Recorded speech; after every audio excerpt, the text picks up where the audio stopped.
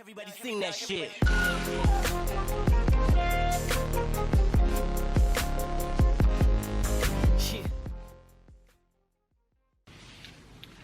자, 자료 수집 방법 세 번째는 면접법입니다. 우리가 지난 시간 배웠던 질문지법, 실험법이라고 하는 것은 양적 연구를 위해 수집하는 방법이었다라고 한다면 지금부터 배울 면접법은 질적 연구를 위한 심층적 자료를 수집하기 위한 방법입니다. 그러면 자세히 한번 정리해 보도록 할게요.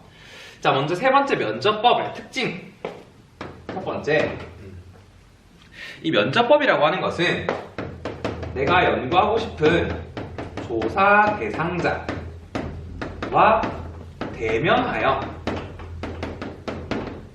대면한다란 말은 얼굴을 직접 마주본다란 말이겠죠. 질문을 통해 자료를 수집하는 방법. 자, 이런 것을 면접법이라 부릅니다. 이때 직접 얼굴을 보고 그때그때 질문을 수정해서 면접을 할 수 있기 때문에 형식이 정해져 있지 않다라는 것이 가장 큰 특징이 됩니다. 만약 내가 원하는 결과를 못 얻었다. 질문지법은 그 미리 작성한 질문지를 바꿀 수가 없었지만 면접법은 그때그때 질문을 바꿀 수가 있고요. 그 사람이 한 답변에 꼬리를 물고 꼬리 질문을 할 수 있단 말이죠. 이렇게 형식이 정해져 있지 않은 것을 우리는 비구조화되어 있다 내지는 비표준화되어 있다 라고 얘기를 합니다. 면접 과정에서 형식을 자유롭게 유연하게 바꿀 수 있다 라고도 얘기할 수 있겠네요. 괜찮습니까? 조금만 더 부가적 설명한다면 질문 내용을 바꿀 수 있다, 변화가 가능하다 라는 것이 가장 큰 특징이 되겠네요. 좋습니까? 자, 그 다음 면접법을 할 때 가장 중요한 것은요, 바로 이 조사 대상자와 친밀 관계를 형성하는 것이 굉장히 중요하다라는 것이에요. 만약 내가 면접을 하려고 하는데 처음 만난 그 자리에서 바로 학교 폭력 어떻게 생각하십니까? 현재 정치 상황 어떻게 생각하십니까? 라고 하면 조금 자기의 속내를 다 보여주지는 않을 겁니다. 힘들겠죠. 근데 처음부터 아이고 뭐 식사 하셨습니까? 뭐 어떻게 지내세요? 라는 식으로 친밀감을 좀 더 형성을 하고 질문을 한다면 좀 더 자기 속에 있는 얘기, 진솔한 얘기를 함으로써 심층적인 내용을 수집할 수가 있겠죠. 이런 것을 뭐라고 부르냐면 라포 형성 내지는 레포 형성이라고도 불러요. 이런 레포 형성이 중요한 이유는 바로 심층적인 자료를 수집할 수가 있기 때문입니다. 이렇게 해서 면접법은요, 되게 면접하는 그 사람의 능력에 따라서 어느 정도의 수준 있는 자료를 습득할 수 있는지가 좀 달라지게 된다는 것도 특징이에요. 자, 그 다음 면접법의 장점, 단점 볼게요. 세 번째, 면접법의 장점. 자, 우리 아까 질문지법은요, 글자를 모르는 사람, 뭐라 불렀죠? 문맹자. 이 문맹자에게는 질문지법 할 수 없었지만 면접법은 할 수 있습니다. 그죠? 글을 몰라도 말은 통할 수 있으니까. 첫 번째, 문맹자에게 실시가 가능하다라는 점이 첫 번째 장점입니다. 두 번째는 유연성이라든지 융통성이라고 하는 것을 발휘할 수 있다 라는 것이 두 번째 장점이에요. 선생님이 처음 얘기했던 것처럼 내가 원하는 대답을 못 얻었으면 질문을 바꿔서 다시 할 수 있다는 거죠. 됐습니까? 그 다음 또 우리 질문지법에서는 무성의하거나 악의적인 응답 이런 것들을 좀 배제할 수가 없었는데 면접법은 할 수 있다는 거죠. 나랑 면접을 하는데 그 사람이 집중을 잘 못한다 그러면 여기 보세요, 다시 대답해 주세요, 이렇게 통제할 수가 있다는 거예요. 괜찮습니까? 이런 것들이 장점으로 꼽히는 거죠. 그 다음 반면에 단점 볼게요. 단점. 자, 먼저 첫 번째 단점으로는 면접을 하다 보면 시간이랑 비용이 많이 들겠죠. 한 사람 면접하는데 대부분 뭐 30분, 길면 1시간, 2시간 넘게 걸릴 수도 있다는 말이죠. 그래서 하루에 많은 사람들 면접하기는 좀 힘들겠죠. 그다음 두 번째, 연구자가 면접하는 과정에서 주관이 개입될 수 있다라는 우려가 있다는 점이에요. 그 조사 대상자는 그런 의도로 말을 한 게 아닌데 연구자가 스스로 생각해서 다르게 받아들일 수도 있다는 점이죠. 이것이 단점으로 꼽힙니다. 자, 이렇게 해서 면접법의 특징까지 한번 정리를 잘 해보았습니다. 자, 다음 네 번째는 참여관찰법입니다. 참여관찰법은 말 그대로 조사 대상자의 일상생활에 참여하면서 그 사람이 어떤 행동을 하는지를 관찰해서 기록하는 것, 이런 것을 참여관찰법이라고 불러요. 우리가 즐겨보는 대부분의 TV 프로그램들은 요즘 전부 다 참여관찰법으로 이루어집니다. 예를 들어 아이들을 관찰하는 슈퍼맨이 돌아왔다 같은 거, 그다음 막 사람들이 연애하는 거, 이런 것들을 관찰하는 예능 다큐 프로그램도 많잖아요, 그죠? 전부 다 참여관찰법의 한 종류라고 볼 수 있습니다. 특징을 한번 정리해 보도록 할게요. 그리고 네 번째는 참여관찰법입니다. 참여관찰법 먼저 특징부터 조금 정리해 본다면, 조사 대상자의 일상생활에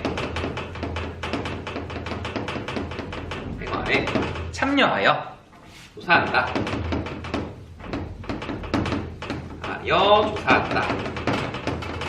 이것을 참여관찰법이라고 부릅니다. 좋습니까? 참여관찰법도요, 마찬가지로 질적 연구에서 주로 사용하는 방법이고, 내가 참여해서 관찰하는 방식을 그때그때 상황에 맞추어서 변화시킬 수가 있습니다. 형식이 정해져 있지 않다라는 것이죠. 예를 들어 슈퍼맨이 돌아왔다 해서 건우나 이런 아이들이 자기들 마음대로 돌아다니는데 이 아이들을 따라다니면서 그때그때 촬영 내용을 수정할 수 있다는 거죠. 좋습니까? 정리해 볼게요. 마찬가지로 얘도 비구조화되어 있고 비표준화되어 있다 하고 얘기할 수가 있습니다. 그 다음 참여관찰법은 바로 장점, 단점을 볼까요? 두 번째, 참여관찰법의 장점. 먼저 참여관찰법은요, 말이 통하지 않는 사람들에게도 실시할 수가 있습니다. 여러분, 말이 통하지 않는 아프리카 부족민 상대로 면접할 수 있나요? 질문지 작성하게 할 수 있나요? 힘들겠죠. 그렇지만 참여관찰은 가능하다라는 점이에요. 정리해 볼게요. 의사소통이 불가능한 대상에게 조사가 가능하다 라는 점이 첫 번째 장점이 됩니다. 그 다음 두 번째 갈게요. 시험에서는 이 두 번째가 가장 많이 나오는데 좀 중요하니까, 자료의 실제성, 어이입니다. 어이. 실제성이라고 하는 것을 확보할 수 있다 라는 점이 가장 큰 장점으로 나와요.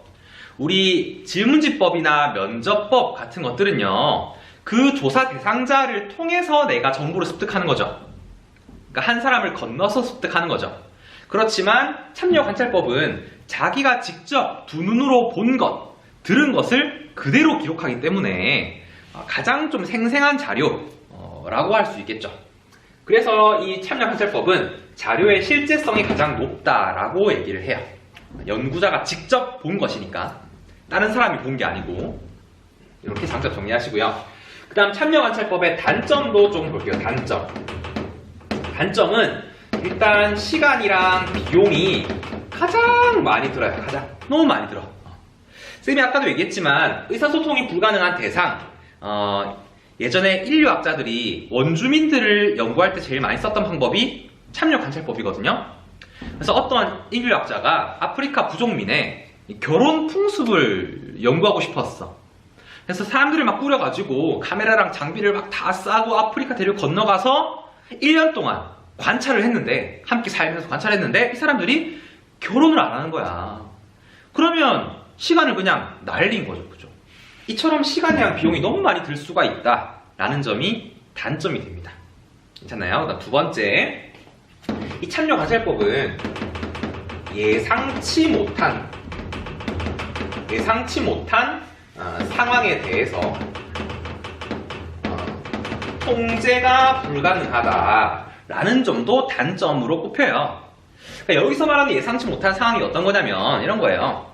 쌤이 아까 말했던 것처럼 그 인류학자들이 결혼 풍습 조사하려고 1년 동안 조사했는데 실패했다, 그죠? 실패하고 다시 돌아갈까? 라고 하는데 갑자기 부족민들이 막 치마를 입고 막 깃털을 꼽고 말 광장으로 모이는 거예요. 막 발을 막 구르면서 춤추면서 모이는 거야. 또 됐다, 이제 결혼하는가 보다 라고 하면서 기대에 찬 눈으로 카메라를 딱 들었는데 갑자기 족장님이 부르는 거예요. 여러분, 우리 지금 이웃 마을이랑 전쟁하러 갈 거다. 그러니까 전쟁을 하기 위한 약간 의식 같은 거다. 여러분들도 우리의 이제 부족민으로 인정받았으니까 전쟁에 참여해라 라고 하는 거야. 실제로 그 사람들이 전쟁에 참여했다가 죽었대요. 전쟁 중에. 이렇게 예상치 못한 일이 발생할 수도 있다라는 거죠. 이런 위험성이 도사리고 있다라고 정도로만 이해하면 될 것 같습니다. 자, 이렇게 해서 면접법, 참여관찰법, 질적연구에서 심층적인 자료를 수집하는 방법들에 대해서도 알아보았습니다. 다음으로 넘어가도록 할게요. 자, 여러분, 우리가 지금까지 4가지의 자료 수집 방법들에 대해 배워봤는데, 먼저 양적연구는 질문지법, 실험법을 주로 사용한다고 했습니다. 대량의 자료, 그리고 객관적인 자료를 수집하는데 용이하기 때문입니다. 그 다음 면접법과 참여관찰법은 그렇죠, 질적 연구에서 주로 사용하는 방법이에요. 왜냐하면 심층적인 자료를 수집하기에 용이하기 때문입니다. 다음 5번째, 지금부터 배울 자료 수집 방법은 양적 연구와 질적 연구 둘 다에서 함께 활용하는 방법입니다. 그 5번째가 바로 문헌연구법이라고 하는 것이에요. 문헌연구법이 무엇이냐면 기존에 있던 문헌 자료를 참고해서 연구하는 것입니다. 그러니까 기존에 있던 서적들, 그림, 동영상 이런 것들을 활용해서 연구하는 방법이란 뜻이죠. 조금만 정리해 보도록 할게요. 자, 서적이라든지 아니면 그림, 영상 등을 활용하는 이런 방법을 문헌연구법이라고 합니다. 자, 이때 활용했던 서적, 그림, 영상 등을 뭐라고 표현하냐면 2차 자료라고 표현해요. 2차 자료를 수집한다 라고 표현해요. 선생님, 2차 자료가 뭐예요? 라고 한다면 다른 사람들이 미리 수집한 자료를 바탕으로 나의 연구에 활용되는 것, 이런 것을 2차 자료라고 불러요. 그러면 우리가 지금까지 배웠던 질문지, 면접, 실험, 참여 관찰 같은 것들은 연구자가 직접 수집하는 거잖아, 그죠? 그럼 몇 차 자료라고 부를까요? 그렇습니다. 그런 것들은 1차 자료라고 불러요. 이것도 중요하니까 머릿속에 잘 넣어두도록 합시다. 자, 이 문헌연구법의 장점부터 볼까요? 장점. 일단 먼저 시간이랑 비용을 굉장히 절약할 수 있습니다. 절약. 만약에 연구자가 직접 통계 자료를 만들려고 하면 굉장히 시간이 많이 걸릴 거예요. 그죠? 그렇지만 이미 통계청에 나와 있는 통계 자료를 활용한다면 시간을 굉장히 줄일 수 있겠죠. 좋습니까? 이게 첫 번째 장점이고요. 두 번째, 얘들은 시공간적인 제약이라고 하는 것을 극복할 수가 있습니다. 예를 들어서 저기 지구 반대편에 있는 미국 사람들 면접할 수 있나요? 실시간으로? 시간이 많이 걸리겠죠. 그렇지만 문헌연구법을 통해서는 미국 사람들의 생활 양식을 바로 볼 수 있겠죠. 그림, 영상 등을 통해서. 그 다음 여러분, 저 과거에 돌아가신 세종대왕님 면접할 수 있나요? 이렇게 죽은 사람, 예토전생도 아니고. 그렇지만 문헌을 통해서는 가능하다는 거죠. 역사적인 자료를 통해서는 그 사람들의 생활 모습 등을 관찰할 수 있다는 겁니다. 이게 두 번째 장점으로 꼽혀요. 세 번째, 기존의 연구 동향이라고 하는 것을 파악할 수도 있습니다. 기존에 연구했던 것들은 이미 논문들로 나와 있겠죠. 이런 논문들을 살펴보면서 이전에는 연구가 이런 식으로 이루어졌구나 라는 것을 알 수 있게 된다는 겁니다. 좀 중복적인 연구를 방지할 수 있겠죠. 좋아요. 그 다음 단점 볼게요. 단점. 자, 문헌연구법의 단점. 먼저 자료의 신뢰도가 떨어지는 경우가 있습니다. 예를 들어서 우리 집안 대대로 내려오는 가보가 있었어. 글이 적힌 가보가 있어가지고 아이고 이거는 정말 중요한 역사적인 자료일 거야 라고 하면서 보관하고 있었는데 알고 보니까 그게 노비문서인 거야. 역사적 대대로 물려받은 건데 노비문서인 거야. 그러면 굉장히 자료의 신뢰도가 떨어지겠죠. 이런 것들은 좀 단점으로 꼽힙니다. 그 다음 두 번째 단점, 연구자의 주관이 개입될 수 있는 우려가 있다는 겁니다. 예를 들어 역사적인 자료, 광개토 대왕릉 비 같은 게 있어요. 근데 이 광개토 대왕릉 비를 해석하는 것은 한국의 역사학자와 일본의 역사학자, 중국의 역사학자가 각각 다 다를 수가 있다는 거죠. 자기들에게 유리하게 해석하려고 하겠죠. 이런 단점이 존재한다는 게 문헌연구법입니다. 그래서 문헌연구법의 특징들 잘 정리하시고 중요한 것은 양적 연구와 질적 연구 둘 다 활용할 수 있다는 거 계속해서 기억해 주시기 바랍니다. 자, 여러분 이렇게 해서 우리가 5가지 자료 수집 방법들에 대해서 다 배워보았습니다. 마지막으로 쌤이 꿀팁을 하나 줄게요. 시험에 어떤 것들이 주로 나오는지에 대해서만 다루고 넘어가겠습니다. 자, 시험에는요 이런 것들이 나와요. 구조화된 정도에 따라서 자료 수집 방법들을 한번 분류해봐라 라고 한다면 어떤 게 가장 구조화 정도가 높을까요? 여기서 말하는 구조화 정도라는 건 통제 정도라고 인식해도 좋을 것 같아요. 엄격한 통제 상황에서 수집되는가? 가장 통제 정도가 높은 거 인위적으로 처치하고 하는 거 있었죠? 그렇죠. 실험법입니다. 실험법이 가장 구조화 정도가 높고요. 그 다음 어떤 게 있을까요? 미리 구조화된 질문지를 나눠주는 거. 그렇죠. 질문지법이 두 번째입니다. 그 다음 어떤 게 있냐면 세 번째는 면접법이 되겠죠. 면접법.